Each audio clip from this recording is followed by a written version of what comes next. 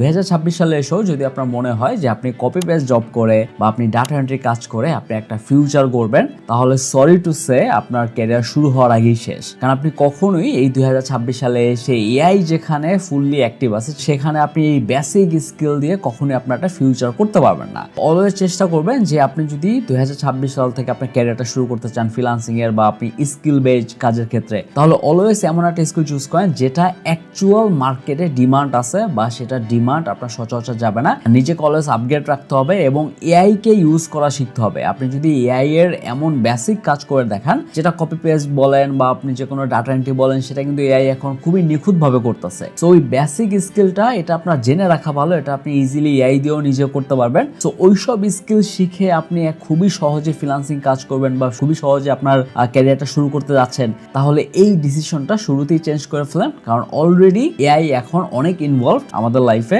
আর 2026 সালে আপনি কোন কোন স্কিল শিখবেন এইটার ফুল একটা ভিডিও ইউটিউবে আছে অলরেডি। তো যদি কেউ ইন্টারেস্টেড থাকেন সেটা দেখতে পারেন, সেটা লিংক আমি ডিসক্রিপশনে দিয়ে দেবো।